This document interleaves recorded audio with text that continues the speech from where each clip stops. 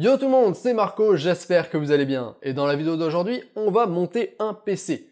Comme vous pouvez le voir certainement, à tous les petits composants qui sont sur cette table. Mais ce ne sera pas du tout un tutoriel, ça va plutôt être un build log ou un timelapse du montage. En fait, je change de boîtier, de refroidissement et d'alimentation, donc il y a pas mal de mes composants qui vont changer. Donc je me suis dit que ça serait plutôt intéressant de vous montrer un petit peu comment ça se passe et ce à quoi va ressembler la config une fois que ce sera fini. Donc parce que là vraiment je repars un petit peu sur les bases, sur le thème noir et rouge avec lequel j'avais pensé mon PC quand je l'avais fait il y a 2 ans. Le truc c'est qu'entre temps j'ai changé de boîtier, j'ai changé de refroidissement, etc. Et mon PC ne ressemblait, mon setup ne ressemblait plus à grand chose. Et là je me suis dit je veux vraiment refaire un truc qui soit plus définitif, plus fixe en termes de setup et de config. Donc je repars sur les bases, le noir et rouge. Donc ma config en elle-même ne change pas, certains composants ne changent pas, on est toujours sur la bonne vieille MSI Z97G45 Gaming, donc une carte mère en socket 1150 avec 8 Go, enfin 8 Go, 2 barrettes de 8 Go de RAM en DDR3 de chez HyperX, donc 16 Go, donc carte mère noir et rouge, on colle dans le thème.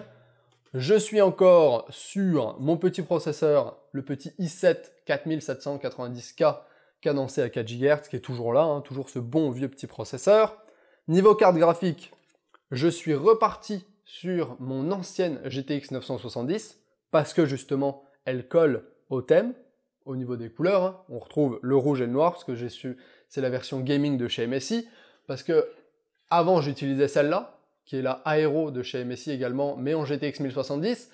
Elle est plus puissante, c'est sûr, mais je me suis dit, oui, mais ça ne colle pas dans le thème. Du coup, je suis reparti sur mon ancienne 970. Voilà, voilà. Pour aller avec ça, ce qui change, c'est le Kraken X52, un water cooling IO de 240 mm de chez NZXT, qui est vraiment, vraiment magnifique. Il est super beau, j'avais vraiment envie de le mettre dans ma config, c'est le système de refroidissement que je voulais à terme, que je voulais laisser dans mon PC de bureau, qui serait tout le temps à côté de moi et que j'utiliserai tout le temps.